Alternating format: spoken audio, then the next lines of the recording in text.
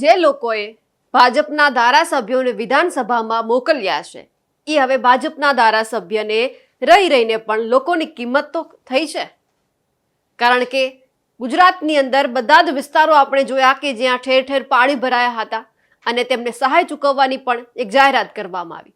તેમ છતાં પણ હજુ સર્વેની કામગીરી ચાલી રહી છે. ફરી એક વખત વરસાદનો નવો રાઉન્ડ પણ હવે શરૂ થવા જઈ રહ્યો છે. પરંતુ આ દરમિયાન હવે ભાજપના નેતાઓ મેદાને આવ્યા છે, પોતાના ખેડૂતોની વહારે આવ્યા છે. નમસ્કાર, નિર્ભય ન્યૂઝ સાથે હું છું રિદ્ધિ.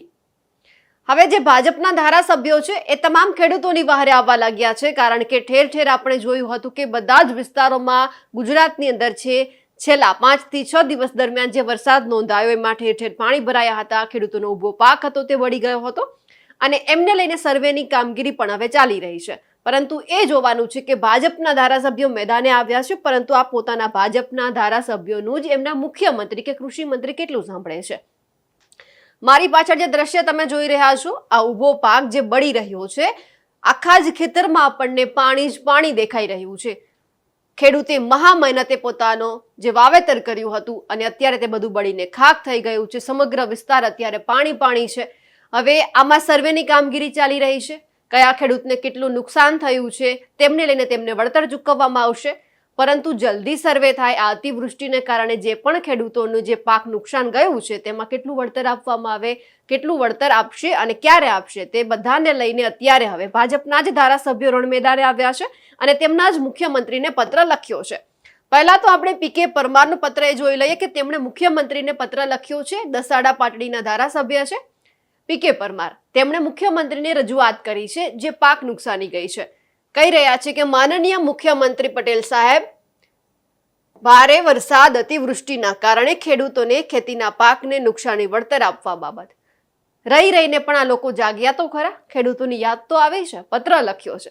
પણ એ પત્ર વાંચીએ પહેલા એ સવાલ પણ છે કે આ પત્ર લખવામાં આવ્યો, એમનું કેટલું ધ્યાન દોરવામાં આવશે? મુખ્યમંત્રી આ પત્રને ધ્યાને લેશે કે પછી એમ જ મેલમાં જે મોકલવામાં આવ્યો છે ત્યાં જ પડ્યો રહેશે?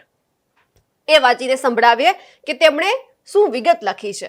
ઉપરોક્ત વિષય અન્વયે સમગ્ર ગુજરાતમાં અતિભારે વરસાદ અતિવૃષ્ટિ થયેલ છે.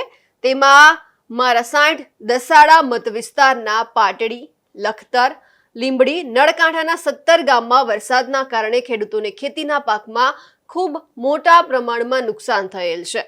તેમજ ઉપરવાસમાં કડી, મહેસાણાથી મારા વિસ્તારમાં ખૂબ મોટા પ્રમાણમાં પાણી આવેલ છે. ઉપરવાસથી મારા વિસ્તારમાંથી પાણી રણમાં જાય છે, એ પ્રકારનું કુદરતી વહેણ છે. તેમજ પાટડીના અમુક ગામોમાં રૂપેણ નદી પણ પસાર થાય છે. લખતર, લીંબડીના ગામોમાંથી ઉમઈ નદી પસાર થાય છે. તેમજ અનેક ગામો પાસેથી વોકડા પણ પસાર થાય છે. તેમજ નર્મદાની કેનાલના નેટવર્કના કારણે કુદરતી વહેણમાં ફેરફારો થાય છે, જેના કારણે ખેતરોમાં પાણી ભરાઈ રહે છે. જે ખેતરોમાં કઈ રીતે પાણી ભરાય છે, કઈ નદી ક્યાંથી પસાર થાય છે, બધી જ વાતનો ઉલ્લેખ કરવામાં આવ્યો છે. અને કયા કારણે જે ખેડૂતોનો ઊભો પાક છે તે બળીને નાશ પામે છે તેમની પણ વાત કરવામાં આવી છે. ખેતરોમાં પાણી ભરાવાના કારણે ઊભા પાક બળી જવા છે, એટલે કે પાક નુકસાન મોટા પ્રમાણમાં થયેલ છે. તેમજ ઉપરવાસમાં પાણી, નદી, હોકડાના કારણે ખેતરોમાં ધોવાણ પણ થયેલ છે.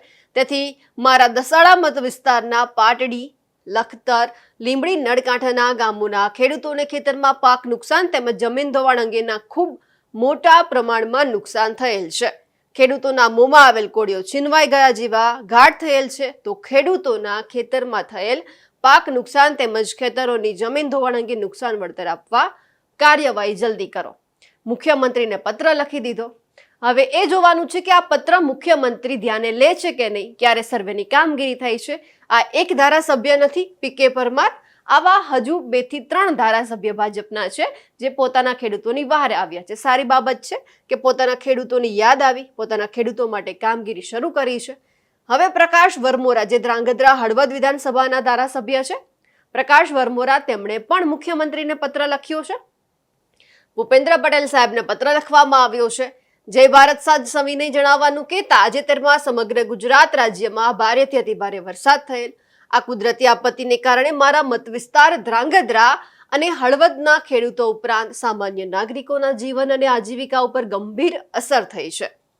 ખેડૂતોએ બાગાયતી ખેતી દ્વારા દાડમ, લીંબુ, જામફળ, ખારેક, ડ્રેગન ફ્રૂટ વગેરેનું મોટા પ્રમાણમાં વાવેતર કરવામાં આવેલ. તાજેતરમાં થયેલ અતિભારે વરસાદને કારણે ખેડૂતોની મહેનત પર પાણી ફરી વળ્યા અને ખેડૂતોના બાગાયતી પાકને નુકસાન થયેલ છે. જે નુકસાનના વળતર માટે મારામત વિસ્તારના ખેડૂતો દ્વારા સહાયની માંગણી કરવામાં આવેલ છે તેમને ધ્યાને લેવા વિનંતી છે. આ વિનંતી કેટલી ધ્યાને લેવાય છે એ તો આવનારો સમય જ બતાવશે. આ ઉપરાંત હળવદ તાલુકામાં આવેલ વિવિધ બ્રિજો, પુલો જેવા કે દિઘડિયા પુલ, મયુરનગર પુલ, કોઈબા પુલ અને ધણાદ રણમલપુર બ્રિજ તૂટી જવાથી આ ગામના લોકો સંપર્ક વિહોણા થઈ ગયા છે અને અનેક રોડ રસ્તા તૂટી જવા પામેલ છે. આમ હળવદ ખાતે અતિ ભારે વરસાદથી ખૂબ નુકસાન થયું છે. ઘણા બધા પુલ તૂટી ગયા છે, ઘણા બધા ડાયવર્ઝન તૂટી ગયા છે, લોકો એક ગામથી બીજે ગામ જઈ નથી શકતા, સંપર્ક વિહોણા બની ગયા છે. કોઈક વિસ્તાર એવા છે કે જ્યાં હજુ પણ વીજળી નથી આવી, તેમ છતાં લોકો અત્યારે પોતાની આજીવિકા માટે, કોઈના વિસ્તારમાં પાણી નથી, કોઈની પાસે ખાવા માટે અનાજ નથી, લોકો ફાંફા મારી રહ્યા છે. ત્યારે ખરેખર હવે આ ધારાસભ્યોને લોકોની ચિંતા સતાવી રહી છે, કારણ કે ધીમે ધીમે પાણી ઓસરી રહ્યા છે. તમામ ધારાસભ્યો હવે બહાર આવી રહ્યા છે. અત્યાર સુધી માત્ર ને માત્ર એસી ચેમ્બરમાં બેસીને સર્વે કરવામાં આવતો હતો.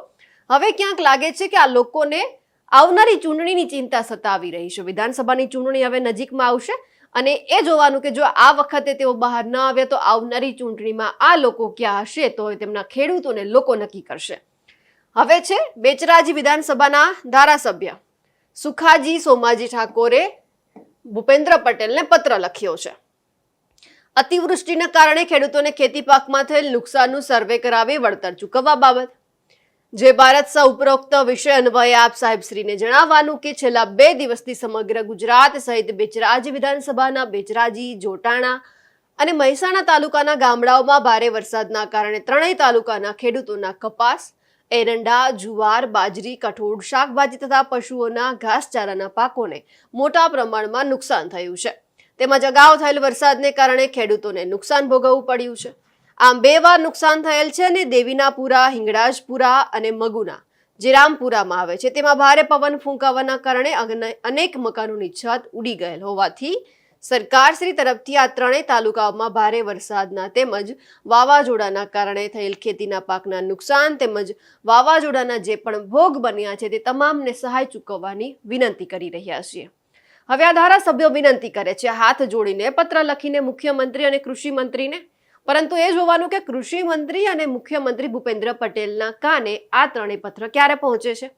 ખેડૂતો તેમને કહીને થાકી ગયા કે અમને સહાય ચૂકવો, પરંતુ જેમને ચૂંટીને મોકલ્યા છે, વિધાનસભામાં બેસાડ્યા છે એ ધારાસભ્યો અને જેમને ચૂંટીને લોકસભામાં બેસાડ્યા છે એ સાંસદો કેટલી વખત આ તમામ લોકોની વહારે આવે છે તે જોવાનું. પણ ખાસ વાત એ છે કે વાત તો કરી દેવામાં આવે, પત્ર લખી દેવામાં આવે, પરંતુ ક્યારે આ પત્ર કાને લેવાય છે, સંભળાય છે કે પછી ધ્યાને લેવાય છે. કારણ કે લખવા ખાતર તો બધા લખી દે છે, પરંતુ જ્યારે સર્વે થાય, કિસાનોના ખાતામાં પૈસા આવે, ફરી વખત પોતાનું ગુજરાન ચાલુ કરે, ત્યારની સ્થિતિ અને અત્યારની સ્થિતિ ઘણી કફોડી હોય છે. પરંતુ એ જોવાનું છે કે હવે આવનાર સમય આ ત્રણેય પત્ર મુખ્યમંત્રી કેટલી વખત ધ્યાને લે છે અને કઈ પ્રકારની સર્વે કરે છે, કઈ પ્રકારનું વળતર આપે છે. અમારા અહેવાલ વિશે આપનું શું કહેવું છે કમેન્ટ કરીને ચોક્કસથી જણાવજો. સાથે જ નિર્ભય ન્યૂઝને લાઇક, શેર અને સબસ્ક્રાઇબ કરવાનું ભૂલશો નહીં. નમસ્કાર.